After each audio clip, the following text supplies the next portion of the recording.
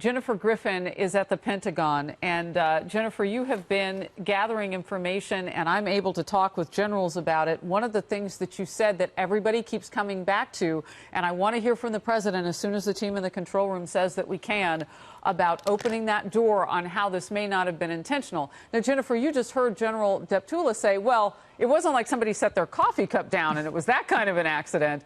But this speaks to the issue of what you're saying. Well, who's in charge now? Well, I think who's in charge, unless we see evidence otherwise, it's still the supreme leader of Iran, Khamenei, who's in charge. And then you have the civilian leadership of President Rouhani. And then you have the IRGC, the Iranian Islamic Revolutionary Guard Corps, Qasem Soleimani, the general, a top general there. It is hard to imagine that with such a sophisticated SAM missile, surface-to-air missile, that it was a rogue unit of the IRGC. That being said, the president has intelligence, and he is aware of things that we are not aware of right now. And he also has a larger strategic purpose in terms of bringing the Iranians back to the negotiating table. And so the military is providing him with options. They're going to be calibrated options, but they are going to be options designed to send a signal. From my read of hearing that there's a 3 p.m. meeting in the Situation Room with a bipartisan group from Capitol Hill, and the urgency of the meetings and the way in which the Pentagon is rolling out the evidence of where this drone was, it suggests to me that there will be military action. What that military action is at this point is hard to say. My guess is they're going to take out that SAM missile because they do know the location of where it was fired from.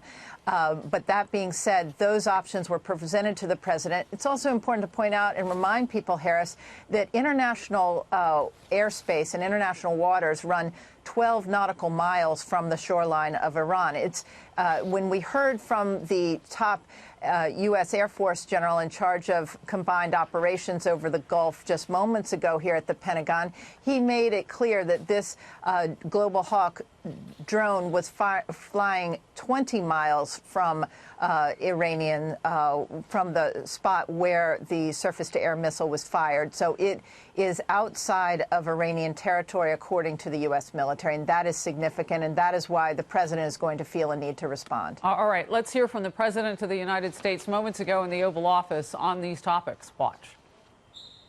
Fortunately, that drone was unarmed. It was not, there was no man in it, and there was no, it was over international waters, clearly over international waters, but we didn't have a man or woman in the drone. We had nobody in the drone. Are you still open? Would have made a big difference, let me tell you. Would have made a big, big difference. I have a feeling, I may be wrong, and I may be right, but I'm right a lot.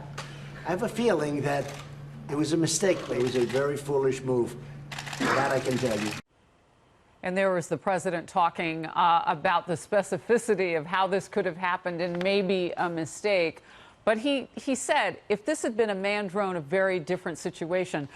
General Deptula, Jennifer, was giving us an idea of just how large these craft are, a wingspan larger than a 737. So, you know, some people out who are watching may wonder, well, how could it have been manned at this point? Why would we need to do it? And that the largeness of this, for lack of a better word, really enormity in terms of what most people think of when they think of a drone, speaks to the issue of what we can do in the skies and how far away we can be from different countries. Well, I think this is the reason that this is unmanned is that it diminishes the risk to U.S. military personnel. And what's unfortunate whenever a drone like this is shot down is that it tells the enemies and adversaries what our capabilities are. And the U.S. military has incredible surveillance capabilities. Our allies know that. And now, unfortunately, our enemies also know that. That Global Hawk is worth about $180 million. So it's an expensive loss. There aren't enough drones in the U.S. military. There's a demand for these drones all over the world.